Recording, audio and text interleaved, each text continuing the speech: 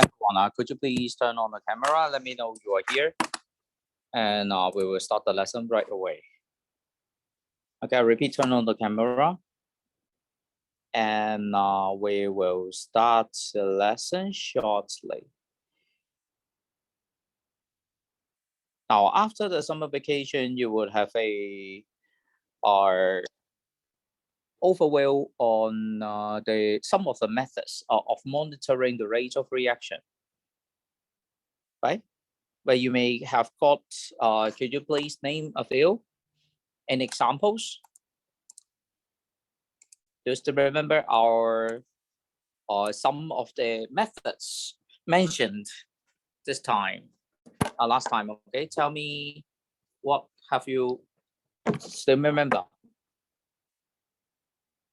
What are those methods?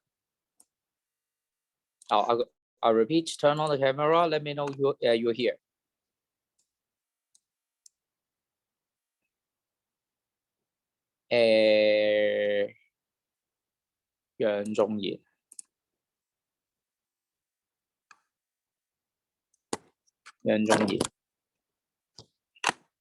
Turn on the camera. Yes. Yep. Your response, please. Any methods mentioned last week?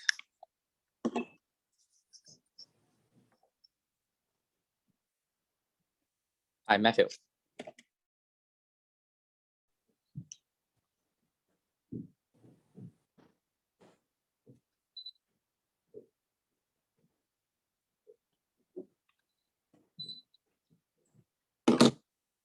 Yes, any method. Now, why yeah. Now, I would like, while we are waiting, we invite another students. I will get back to you. You'll be the next one to tell me your methods. Zhang Hongzhe, any methods mentioned last week? Just name a few.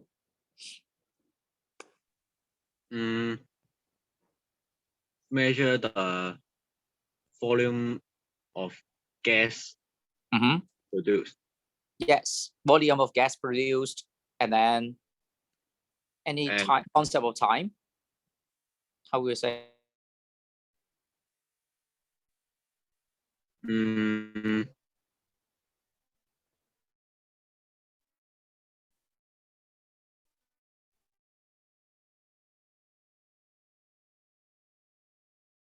Second, when to measure?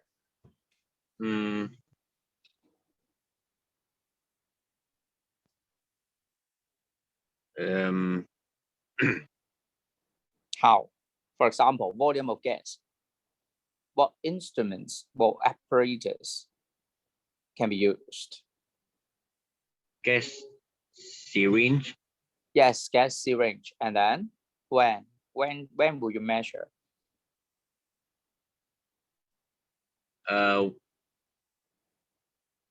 When the small container in the both solution starts reacting. Start reacting. And you are going to measure by human or by instrument. Now it's different. What will you like? Now, so it depends. So it really affects our answer. Why do I say so? If you are writing the word at regular time interval, which is the hidden message is it's measured by you, human. Do you understand? Because you have limitation. You cannot measure the volume, change in volume of gas produced every minute, every second, or even 0.5 seconds. In other words, you may not be able to put down the real-time measurement. Can you get my point? So what you can do is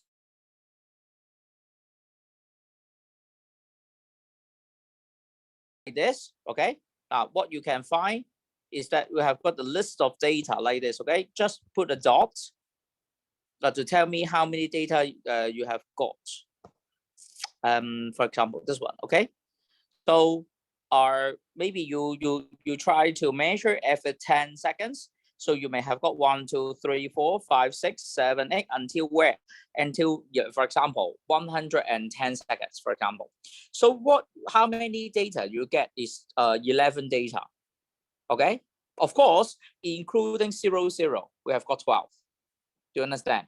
So when you are going to say it like this way, that means the measurement, it should be done by the human, right? You use the word at regular time interval. Why you say that regular time interval is that we have got a 10-second difference, right? So it is a time interval. Do you understand? We have got a 10-second difference. So in between the two timing, we call it interval. So which means that at regular time intervals, which means every 10, something about English. But if you write it as, you are going to measure the change in volume of gas continuously. Now, for example, like this. So what is a hidden message? Can you manage to write down can you manage to have a real-time measurement such as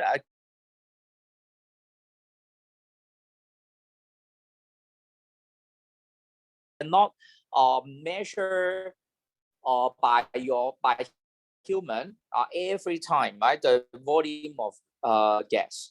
So you may rely on the help of what?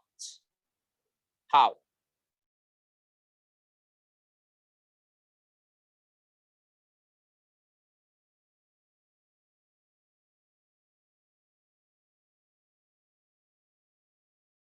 Of course, for example, whenever I have a sensor to a gassy range to monitor the movement of the gassy range, I soon collect the data in room.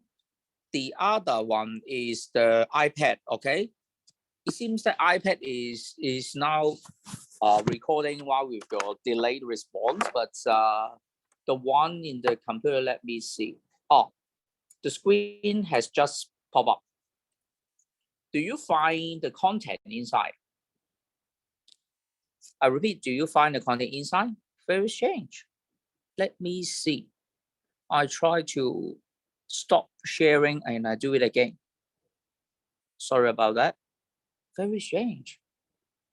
Let me see. Yes, here we are. Do you find the screen now? Do you find the screen now? Do you hear me? I just want to check. Yes. If so, just continue. Yes, good. I can see the screen again. So what we say that at regular time interval, which means this, okay? But somebody would love to use the word continuously. So it continuously, of course, you need to help with a computer. How? You may have what we call it as data locker. Data locker and it will connect it to the computer.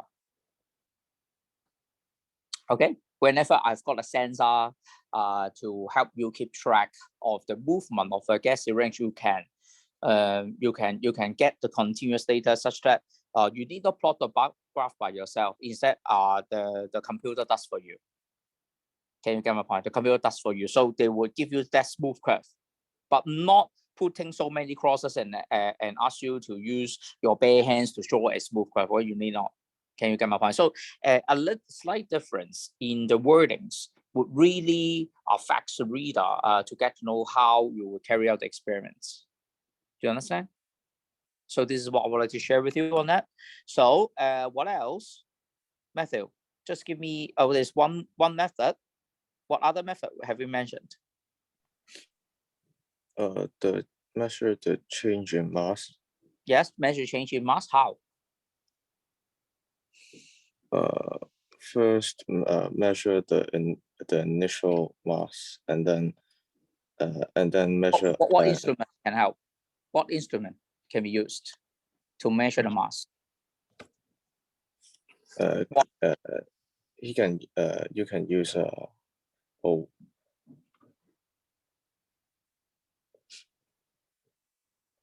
a balance.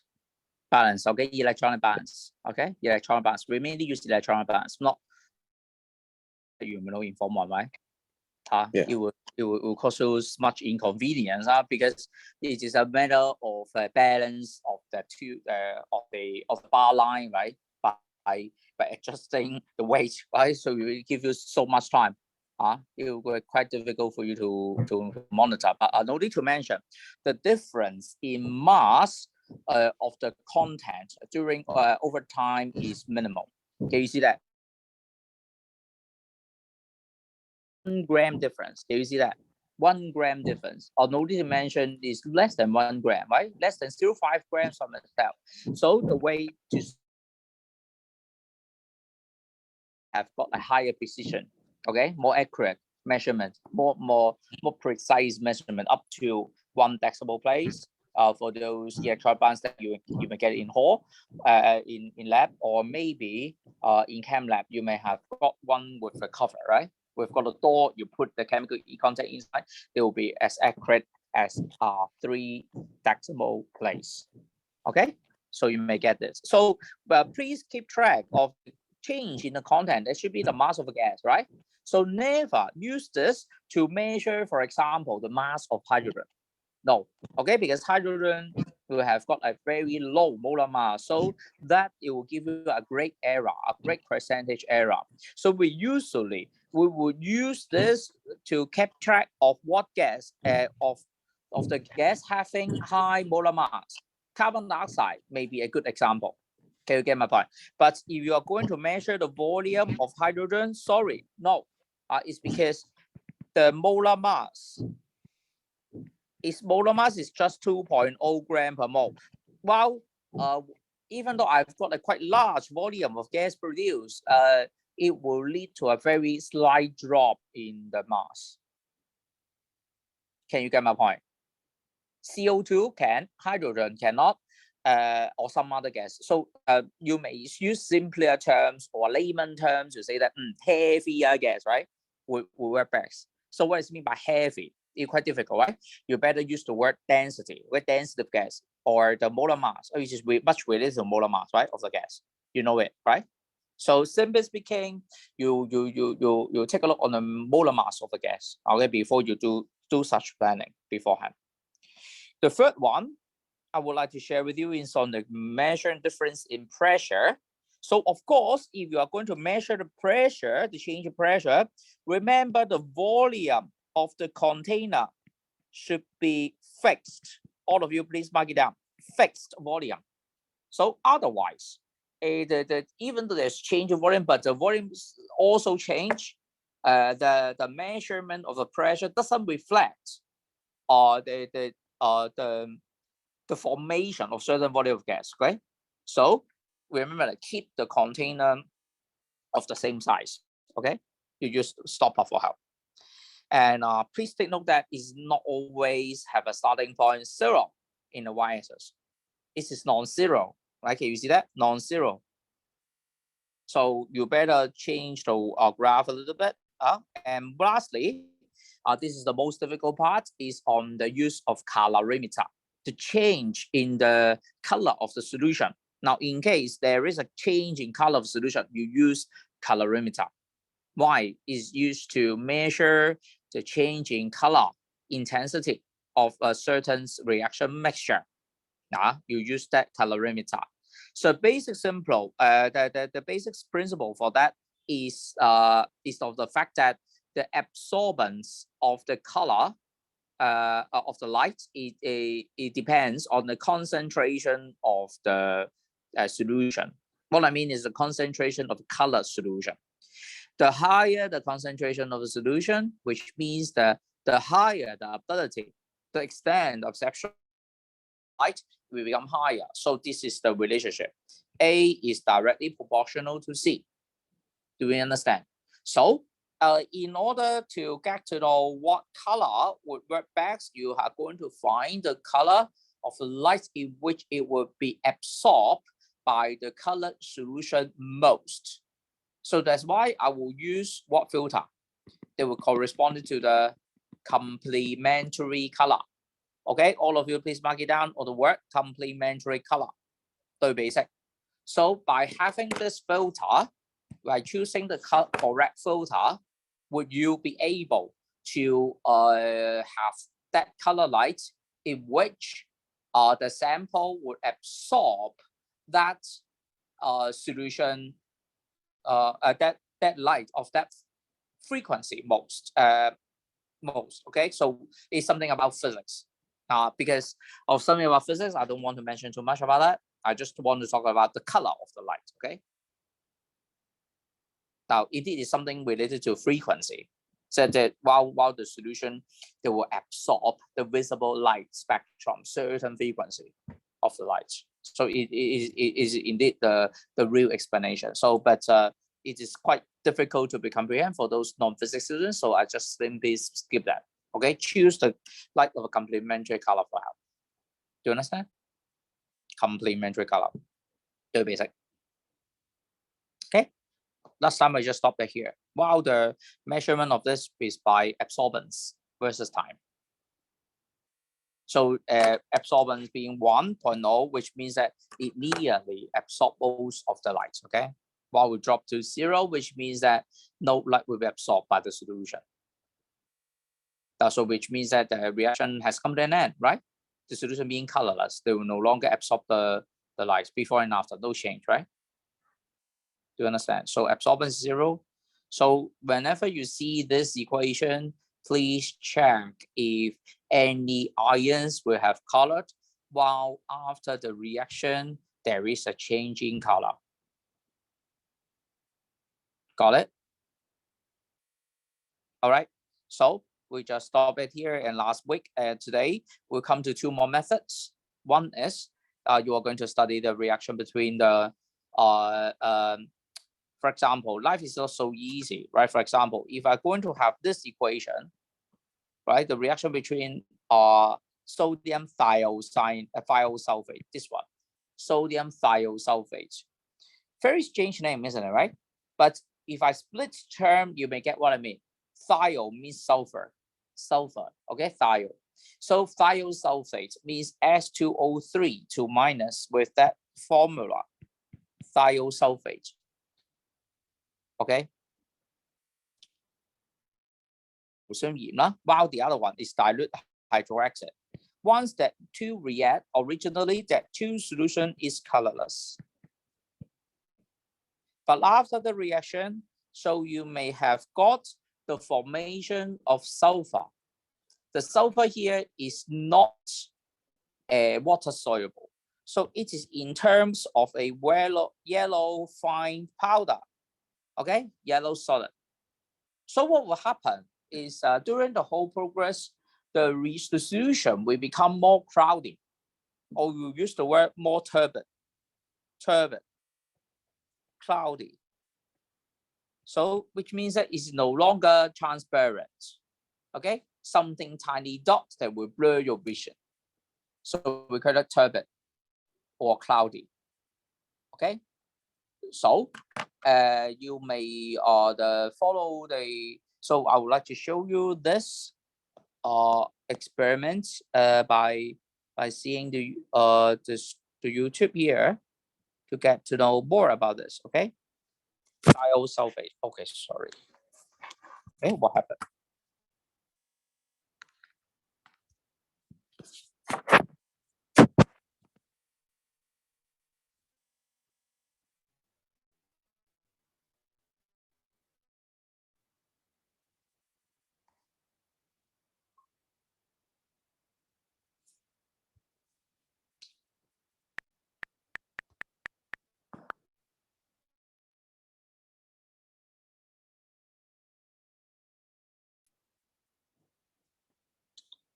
Is something about the thiosulfate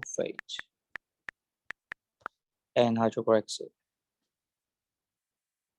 Okay, the experiments, you may find it over here. Now,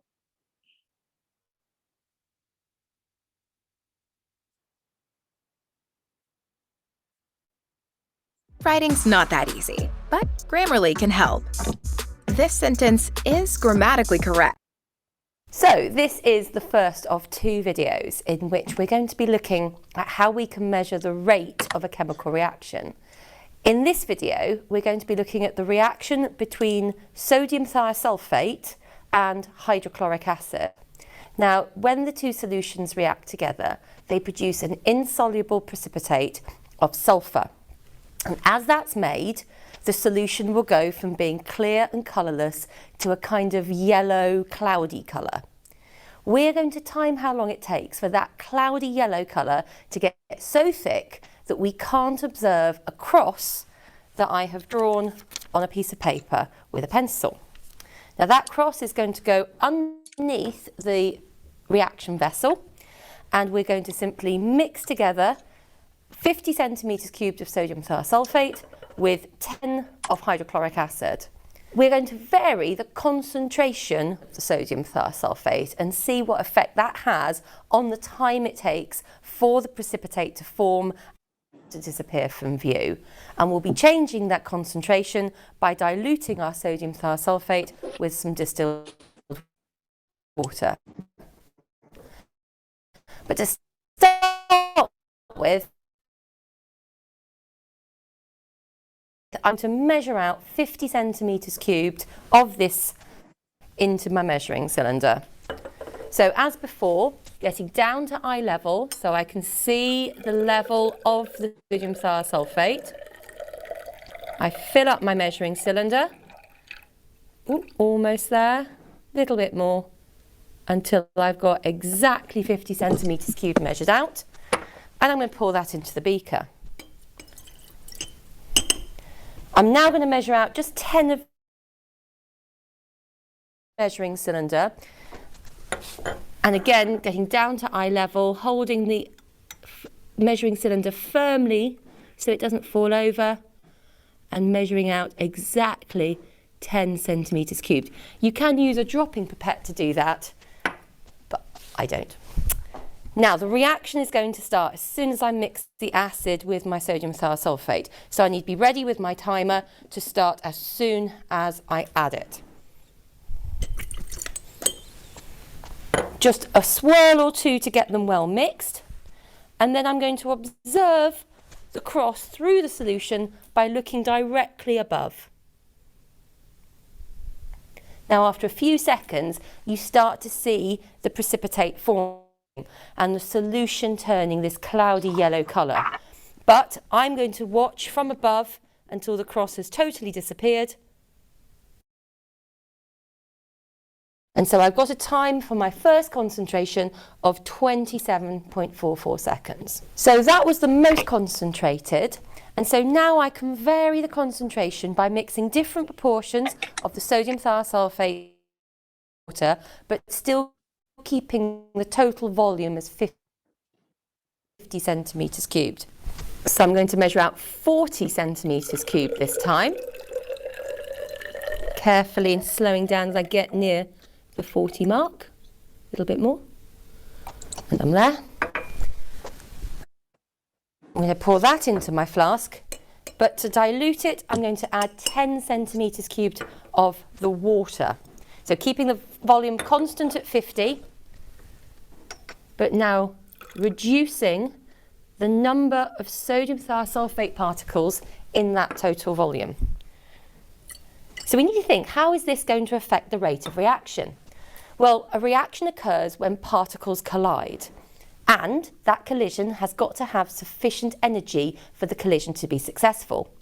By diluting the sodium thiosulfate, I've got the same volume but fewer particles, so a collision is less likely.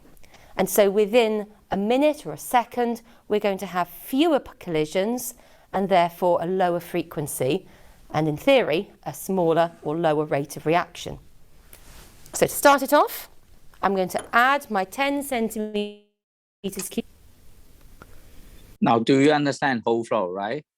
So she just do that the experiment 2 times, right? Already, but each time she has made slight adjustment. She changed something. Okay, what did she change? What did she change? she changed the volume of the sodium thiosulfate solution and add more water. I forget the exactly volume of water, but Yes, quite nice. But could you, do you find the pattern? Why will you on one hand decrease the volume of sodium thiosulfate added, but at the same time I increase the volume of water? So what is the use? So change. I just want to adjust something, right? I just want to change something in overall. So do you know the purpose of experiment? You go back to the very first step about this reaction is to find out the effect of what? Do you know? Anyone who knows? What is the original aim, the purpose of the experiments? Siwaki, you know?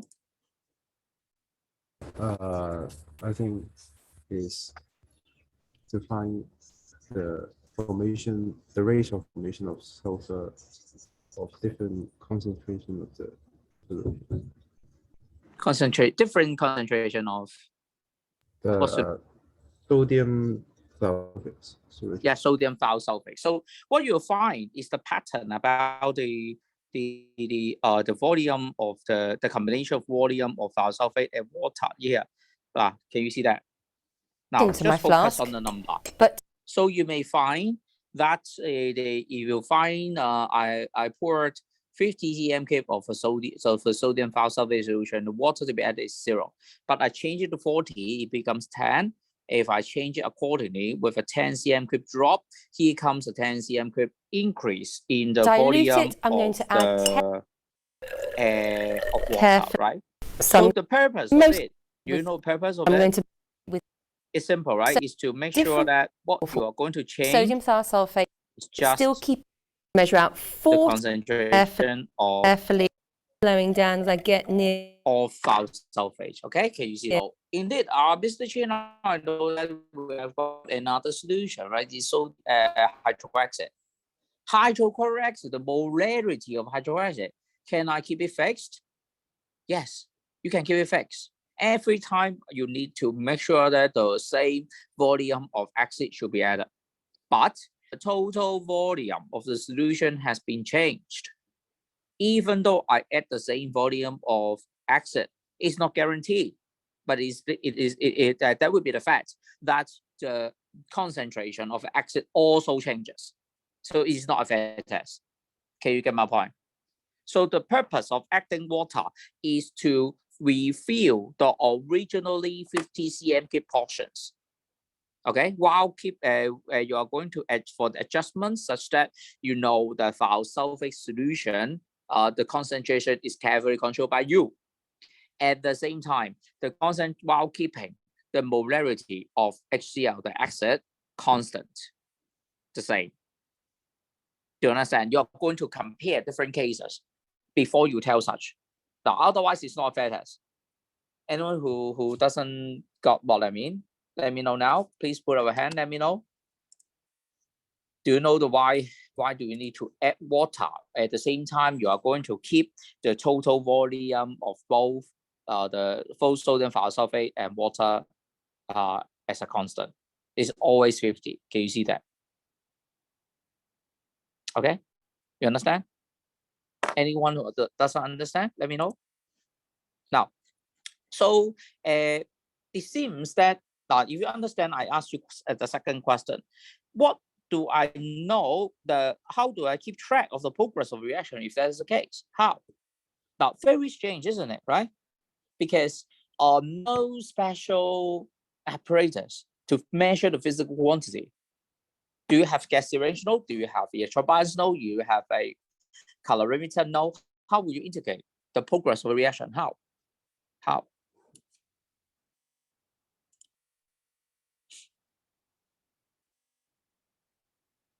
See the one here. How? How do I know?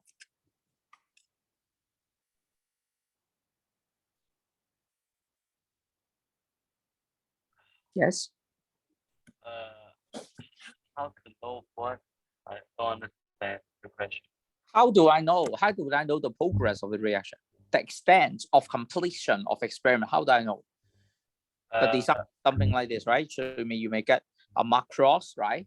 Where we're pouring the two solution while the people they will look it above at the vertical one, and the paper will flat across. So how will you know that the reaction has come to an end?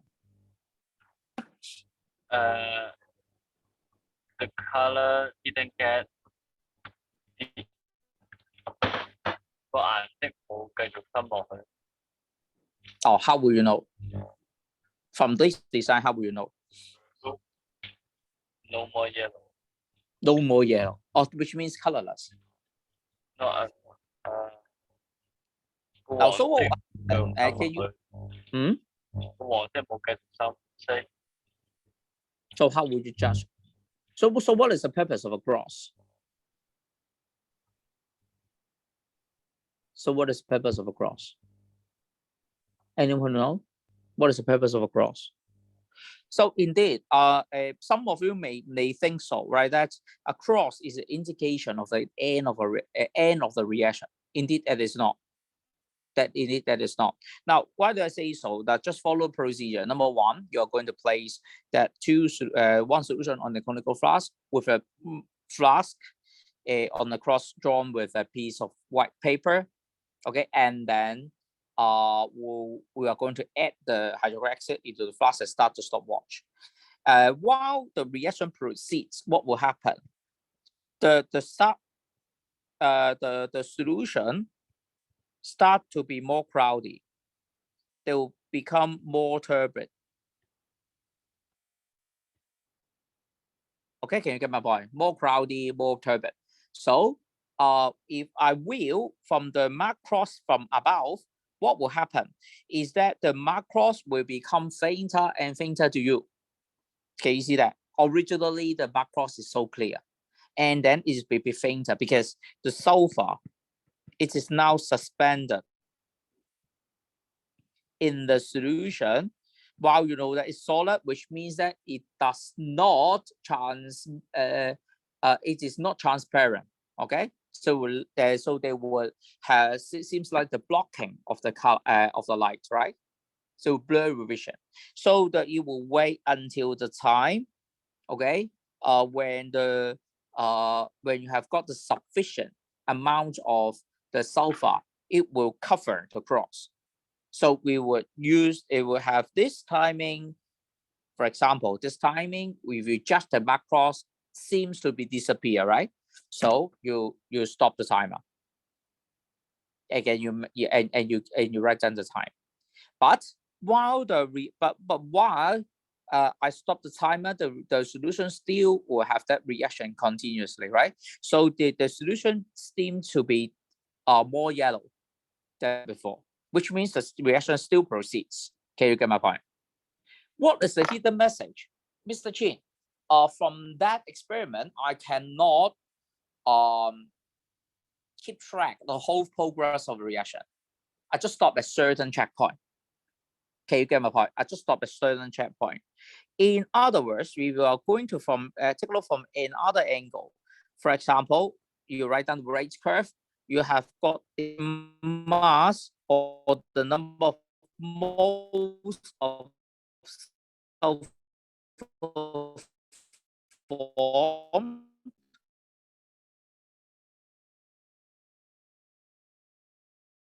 Clear.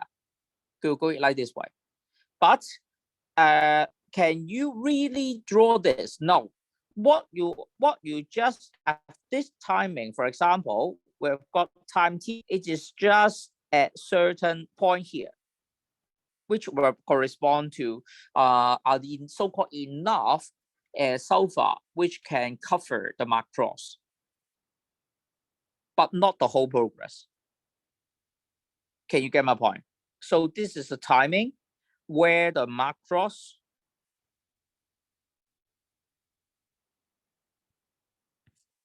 to be covered by the sulfur. So we will use the word to be blotted out. Seems to be disappear from the view. Can you get my point? Wow, sorry to say that we cannot keep track of the reaction from this onwards. You cannot keep track. What I just is to stop it here.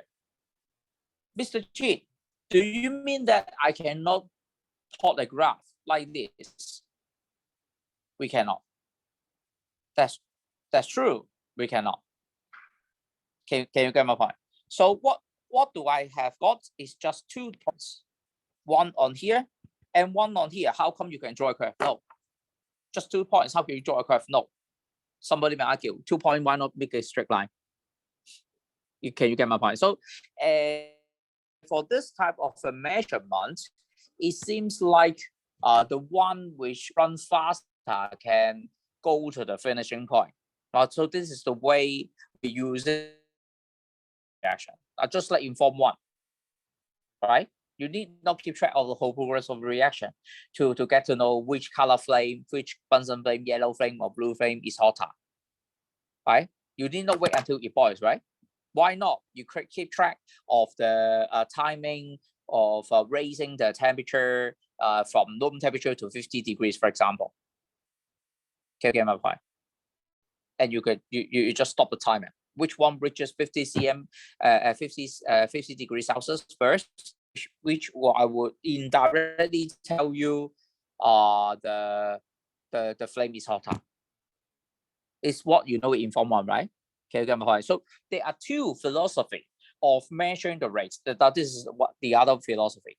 You are going to measure the time taken for the sulfur needed to obscure the cross, which means that the reaction, the mark cross to be blotted out, the timing when the mark cross to be blotted out. So this so-called turbid stage is carefully designed by you by putting that mark cross. What do I mean by that? Your cross is different from the other classmate cross. If you use that cross, you use a thicker highlighter or thicker sign pen to draw that cross. So what the timing, right? But the timing for the mark cross to the bottom will be slightly different. Can you get my point? The darker the color of the cross, one will be lengthened, will be later. Okay? Can you get my point? So this is what you can control. Can you get my point? So we call this a time taken for the easily observable state to occur.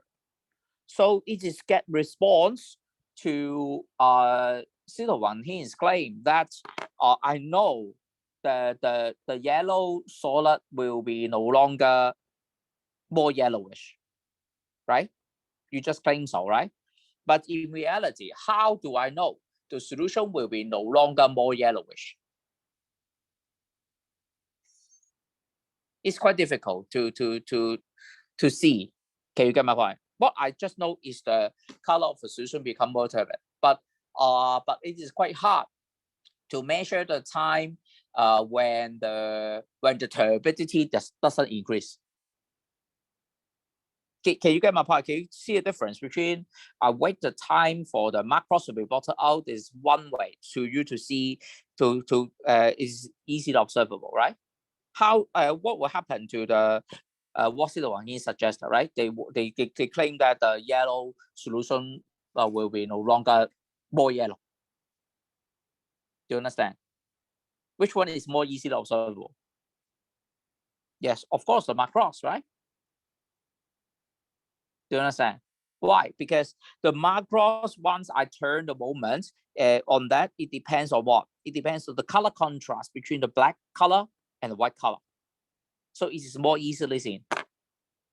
Instead of telling you yellow, deeper yellow, even deeper yellow, you cannot get the difference so easily. Can you get my point? Understand?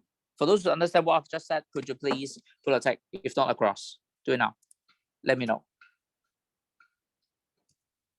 You understand, huh? Good. You understand? So go back. Yep, most of you I see, or more than half class of you would understand, right? Good, which is a nice thing. 林慧謙咪見 you understand? 黃清華 and what else? 林曉峰 you understand? 鐘浩俊 you understand? So this is the design. First of all, this type of the what you just measure is just average rate, right? Why? Because I've just got one data. Just one data. So this is you may find some people who would write down like this: rate is directly proportional to the time. It's something like this.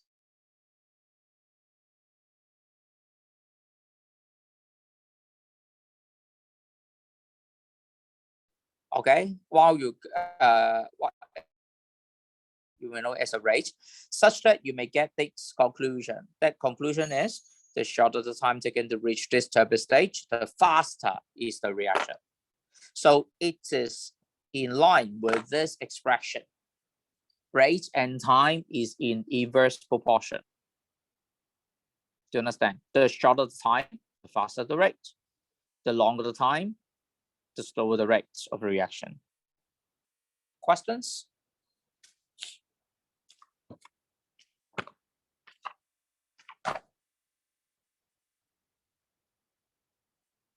Okay, so you will say it, here, by using this method, you can only measure the time taken for the reaction to reach this turbid stage, but you cannot make measurement to follow the progress of the reaction.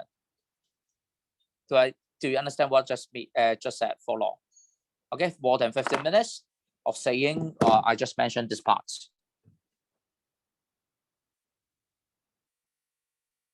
Okay, so if you are going to so what is the use, Mr. Chin? So strange. In case I cannot write down, I can use this data to draw a curve. So what is the use of this? Now, standing this alone doesn't help. Okay, but if you are going to study the different factors that may affect the rate of reaction. Okay, for example, like this. How does those such changes of the conditions that will affect the rate of reaction? So this is a very powerful to use, right? You can save your time. Just stop at certain stage and you can start over the other experiment. You need to wait until the end. So that's why you may see that video. I changed the concentration of our sulfate. And I used the difference in timing. And I do slight change in the data treatment rate is in directly proportional to time. And I would use this data to compare. You may get some conclusion, right? For example, concentration of our sulfate is higher, the rate is higher. Okay, you get my point? So it is used for comparison, but not really monitoring the whole progress of the reaction. No, you cannot. Cannot. Can you see that? We cannot. Do you understand? So you will visit this one in the next next chapter, okay? Because you study how different factors affect the reaction rate, right? So you will revisit this one again. Do you mean that, Mr. Chin, you are telling me, you are prompting me that we need to revisit fair test? Correct. Clever. Something about fair test. Okay. Questions? Now, if not, so far what we have got is to keep track of the reaction without any disturbance of the solution mixture, isn't it right? Can we intervene the progress of the reaction to keep track of the rate? Yes, you can, but it will be more time consuming. The whole procedure will be more complex. But there is a method. So what is the method? Your old friend comes. Analysis. What is that? It comes from the word titration. Oh,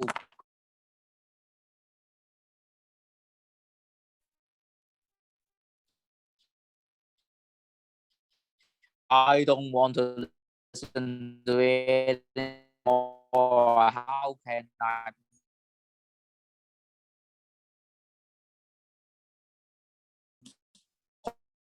The place. Yeah. Here comes the screen again.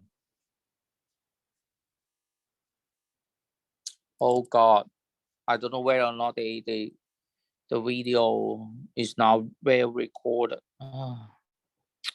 That is what I worry. That's what I worry.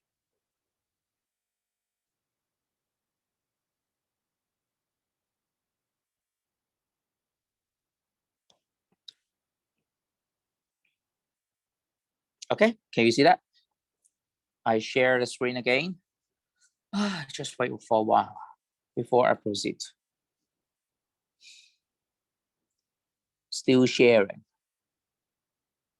For my wordings, right? I'm still sharing the screen.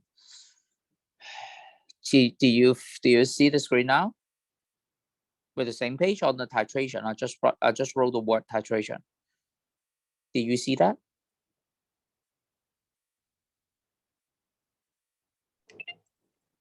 Yes. Do you see that? Yeah.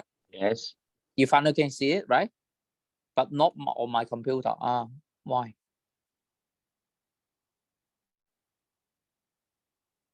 Yeah, cảm ơn. Oh God. So you are going to how about the others? Can you see the screen right here? I just move the screen a little bit. I just try to move it up and down, up and down. Do you realize that the screen with the words be now pulled up and down? Yes. Yep. Yes. Good. Yes. I just want to bother that. So we have got this one titrimetric analysis, but it's quite meaningless to stop the whole solution mixture. Is that I take a small portions of a reaction mixture at regular interval. Can you see that? So which means that a small size sampling, right? So you once I take that small portion, you may see we have got another issue. This reaction mixture inside still have the reaction continue, right? So how would you keep track of the how we stop the reaction mixture? It is what our focus. So you are going to use the technique we call that quenching. Can you see the word quenching? Quenching, which means that rapidly stop the solution mixture from reacting. How? Why not separating the two chemicals? Somebody may say so, right? I separate the two chemicals and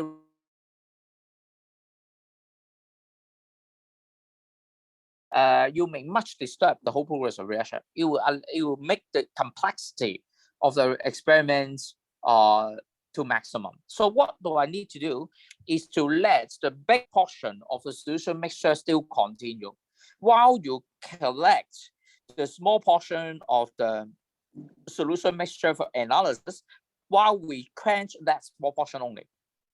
Okay, you get my point. You could quenching will be done on that small portion only, while you let the majority of the solution mixture still continue with that reaction. Okay, you get my point. So how we quench the reaction? For example, cooling the sample in ice rapidly. Why? Temperature much decrease, the reaction rate will decrease, right? So I use this method. So how would you quantify that? For example, if I drop a temperature of 10 degrees, the rate will be smaller than 2 times, right? Do you know that? A very general rule of thumb. If I drop it the temperature in 10 degrees, the rate will become slower 2 times. Second, if you are going to dilute the sample with a larger volume of ice cold water, it will help. Why? Because the concentration will decrease, the rate will become decreased, right? Can I do it together? For example, I decrease the concentration of solution. At the same time, I decrease the temperature of a solution. So what will happen? The rate of the reaction inside the small element of the solution will be much slower. So we will use the term quenching. So you use this method. I seems like you're going to disturb the reaction, right? So you see that a destructive technique, right? Because you are going to consume some of the reaction mixture. You're going to intervene how the reaction continues. Okay, so you may give you some example. For example, you are going to hydrolyze that chemical, methyl ethanoate. So you are going to separate them to form this. You are going to keep track of the reaction. Sadly, 1, 2, 3, 4, the 4 chemicals doesn't have any color. Okay, it's no PVT there. So it's quite difficult to monitor the progress of the reaction. But if you monitor the concentration of sodium hydroxide consumed, yeah, you can. Can you get what I mean? Through the whole progress of reaction, the volume, the concentration, the number of moles of the NaOH will drop, right? So in case I do the random sampling, you may indirectly know how the sodium hydroxide drop over time. Okay, so you're going to do something like this. You're going to follow the procedure below. We have got a big portion of the solution that continue like this, right? This is the reaction that will continue. I start the timer. And let the reaction mixture go, and you are going to extract certain small volume of the solution sample from here and to here, right? And then you quench it. This is the quenching process. I put it into ice water bath, ice cold water, right? By having both dilution and cooling, with the solution mixture quenched. And then you wait for a while it's completely cool. I use this solution, I put it here and do the titration. So you titrate against HCl, right? So you may get sodium chloride and H2O. I use what? Indicator for health. And I will know how much sodium hydroxide left over. So whenever you use the graduated pipette, for example, every time 5 ml, every time 10 ml, okay, you may get to know the concentration of sodium hydroxide. You understand? So you know that every time while you do the titration, you will take you more than 2 to 3 minutes per once. So if you do not quench the solution mixture, do not do the quenching and let you finish the previous titration, what will happen? What will happen to the solution? The solution will continue, but the timing when you get the solution doesn't reflect the concentration of sodium hydroxide remaining. So that is the crucial step here. The while long waiting time here, from this part to this part, you need to make sure the reaction mixture inside there was much slow down, or even we call that stop the reaction, such that you can do the titration step in a more convenient manner. Do you understand? Do you understand? So in order to use that reaction, you're going to find the solution in which it will take a long time for completion. For example, this one, the ester, they will undergo that reaction, they will take you more than 1 hour. So you use this method to keep track of the reaction. That does make sense. But you cannot choose, is unavoidable to use titrimetric analysis because you will not have any other easier method. Okay, you will not have any other easier physical method. So what do I say so? In other words, we are going to talk that as a chemical method. Titrimetric analysis, it is a chemical method. It is a destructive method. It's done by intervention. Okay, it's quite different from the physical method in which you did not intervene the progress of the reaction. You let them go, you let them proceed, but you use that your own instrument to monitor, just like CCTV, right?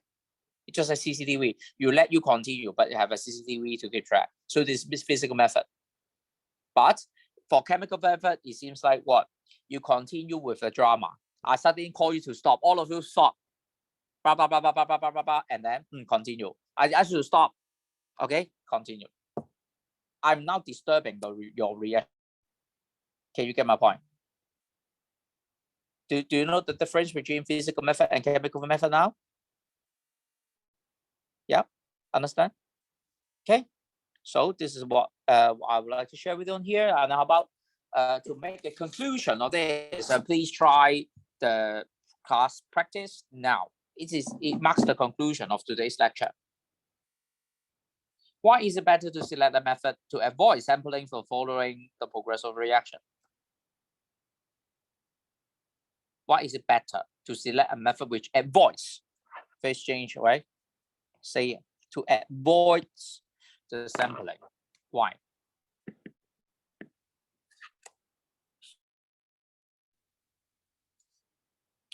Why? It may change the volume of the reacting sample, and also it is the method is very complex. Yep, so complex. It's rather time consuming. The taking of the sample, it will take you a very slow process. It takes you some time. So this is much inconvenient when you compare with the other method, right, in which you do not. Okay, remember, sampling is a very slow process. Take the sample. Somebody may argue, while taking sample, you may contaminate the solution mixture, but not volume. Okay, it doesn't matter about the change in volume, but the contamination. That is what we worry. Okay, as long as the concentration of this doesn't change upon the extraction of a sample, you let them go. It's no problem, because we focus on concentration only, right? But not total amount. So Matthew, do you understand? We just concentrate. We just focus on the changing concentration of a solution, but not the total amount.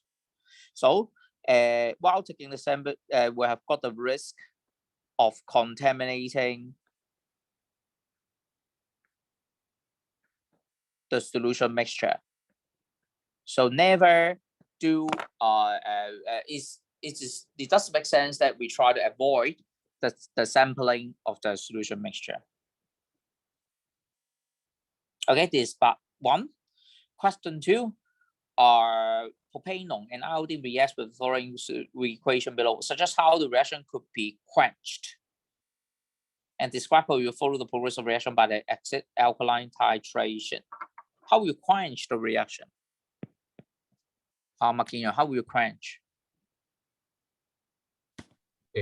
好似上邊咁擺喺嗰個冰水入邊。Yeah. And remember, it's just not ice water, but an excess large amount. You use that keyword, excess large amount, because I want to make a dilution of cold. You will use that keyword, cold water. Or if you want to get to make sure the solution mixture don't get contaminated, distilled water, right? Distilled water. And what's next is on B part. Describe how, again, some steps. Follow the progress of reaction by using exit-based indicator.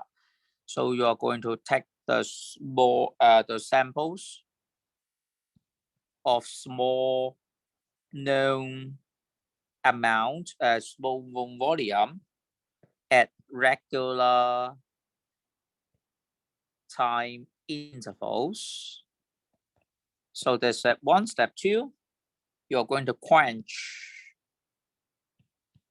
the solution mixture by blah, blah, blah, blah, blah. That is what we have just mentioned. So I don't want to copy them down, right? If you really want to write the step, this is the step. Or the same, the one with the red circle one. And 3, you are going to titrate the sample with what? A standard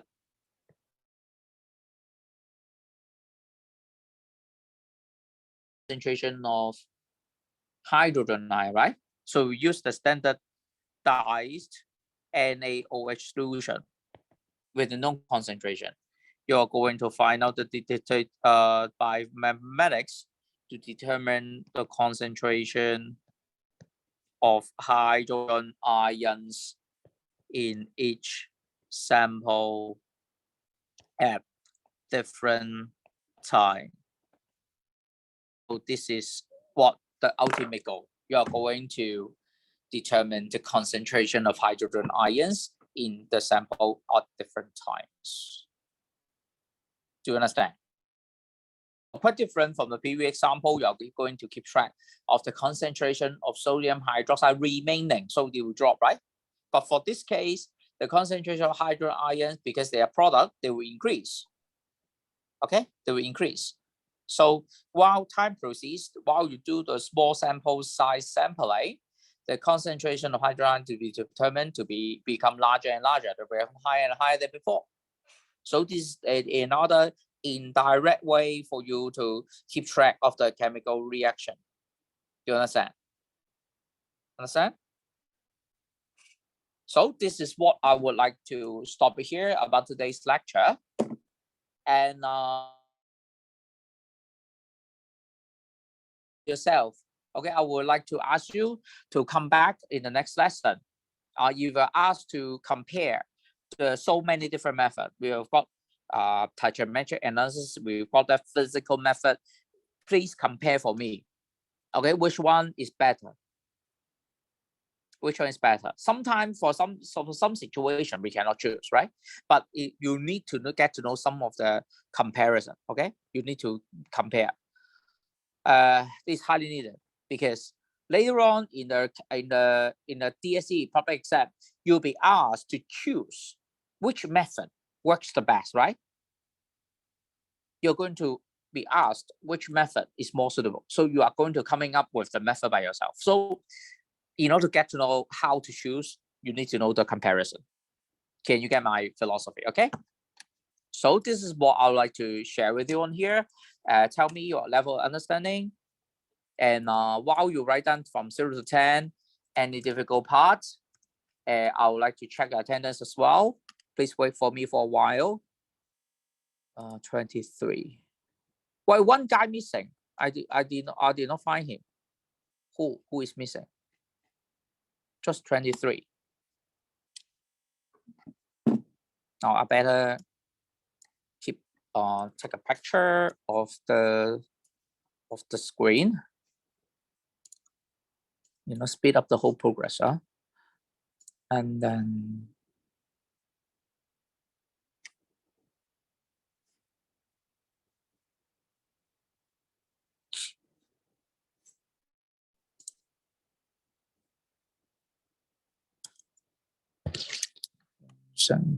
after Yong Seng Hin. After Yong Seng. Yep. One guy is missing. But originally I can find all of you here. How come? Why so strange?